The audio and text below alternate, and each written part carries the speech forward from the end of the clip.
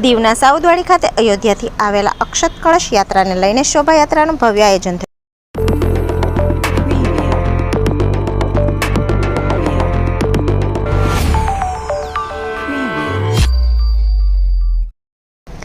કેન્દ્ર શાસિત પ્રદેશ દીવ ખાતે વિવિધ વિસ્તારમાં અક્ષત કળશ યાત્રાને લઈને શોભાયાત્રાનું આયોજન કરવામાં આવી રહ્યું છે, જે અંતર્ગત દીવના સાઉદવાડી સમસ્ત વાડી વિસ્તાર કોળી સમાજ દ્વારા અક્ષત કળશને લઈ ભવ્ય શોભાયાત્રાનું આયોજન કરવામાં આવ્યું હતું. સાઉદવાડી મંદિર પર અક્ષત કળશની પૂજા અર્ચના બાદ તેમને પાલખીમાં રાખવામાં આવ્યા હતા. ત્યારબાદ શોભાયાત્રાની શરૂઆત કરવામાં આવી. આ શોભાયાત્રામાં સાઉદવાડી સમાજ સહિત સમસ્ત હિન્દુ સમાજના લોકો જોડાયા હતા. શોભાયાત્રા ધામધૂમથી અને વાજતે ગાજતે નીકળી હતી. શોભાયાત્રા દરમિયાન ભાવિ ભક્તોએ જય શ્રી રામના સૂત્રોચ્ચાર સાથે શોભાયાત્રા કાઢવામાં આવી હતી.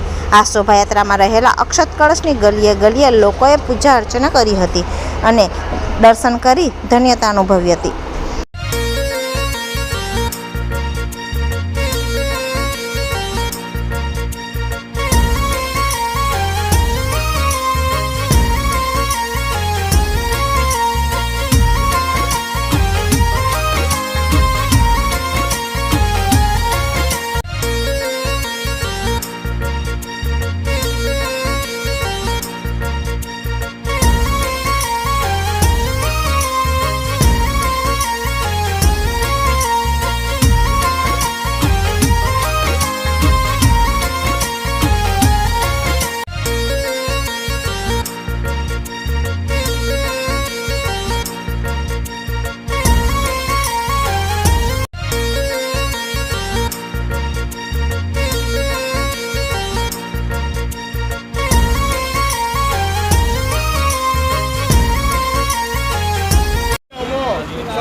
અને ગામના પ્રત્યેક ધર્મપ્રેમી ભાઈઓ આના દર્શન કરી શકે તેના માટે કરીને અક્ષત કળશની શોભાયાત્રાનું આજરોજ અમે ભવ્ય આયોજન કરેલું છે.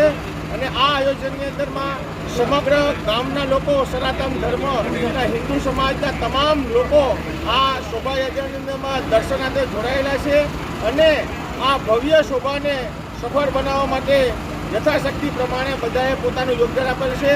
સાથે સાથે જે પ્રભુ શ્રી રામનું જે 22 તારીખની અંદરમાં જે પ્રાણ પ્રતિષ્ઠાનો જે મહોત્સવ કરી રહ્યા છે, એ ઉત્સવ પણ અમારા સમાજની અંદરમાં અને અમારી સાઉદવાડી ગામની અંદરમાં ભવ્ય રીતે ઉજવવા જઈ રહ્યા છે.